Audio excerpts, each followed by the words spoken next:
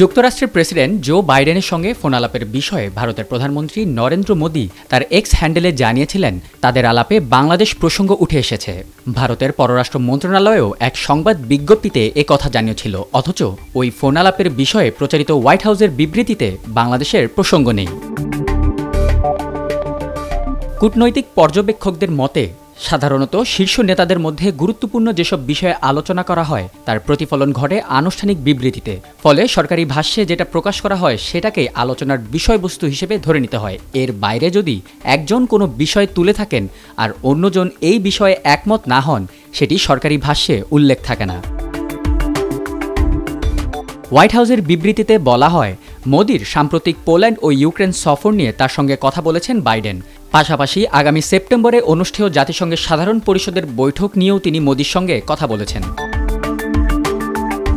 বিবৃতিতে আরও বলা হয়, পোল্যান্ড ও ইউক্রেনে ঐতিহাসিক সফরের জন্য ভারতের প্রধানমন্ত্রীর প্রশংসা করেছেন বাইডেন। কয়েক দশকের মধ্যে এই প্রথম ভারতের কোনো প্রধানমন্ত্রী এমন সফর করেছেন। শান্তি প্রতিষ্ঠার বার্তা, জ্বালানি খাতসহ ইউক্রেনের জন্য চলমান মানবিক সহায়তা অব্যাহত রাখার বিষয়ে নরেন্দ্র মোদির দেওয়া বার্তার প্রশংসা করেছেন জো বাইডেন। একই সঙ্গে জাতিসংঘ সনদের ভিত্তিতে আন্তর্জাতিক আইন অনুযায়ী সংঘাতের শান্তিপূর্ণ সমাধানের জন্য দুই নেতা তাদের অব্যাহত সমর্থনের বিষয়ে ফোনালাপে প্রতিশ্রুতি দেন। ফোনালাপের বিষয়ে নরেন্দ্র মোদি তার এক্সে লিখেছেন, বাংলাদেশ পরিস্থিতি নিয়েও তারা আলোচনা করেছেন। দেশটিতে দ্রুত স্বাভাবিক অবস্থা ফিরিয়ে আনার প্রয়োজনীয়তার উপর তারা জোর দিয়েছেন। পাশাপাশি বাংলাদেশের সংখ্যালঘু, বিশেষ করে হিন্দুদের নিরাপত্তা নিশ্চিত করার বিষয়ে আলোচনা হয়েছে।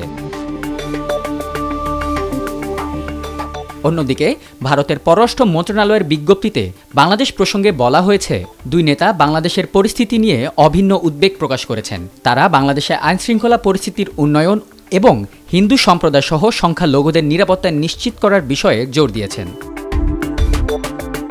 কূটনৈতিক বিশ্লেষকদের মতে ছাত্র জনতার অভ্যুত্থানে বাংলাদেশে শেখ হাসিনার স্বৈরশাসনের অবসানের পর যুক্তরাষ্ট্র বিষয়টিকে অনিবার্য পরিণতি হিসেবে দেখছে।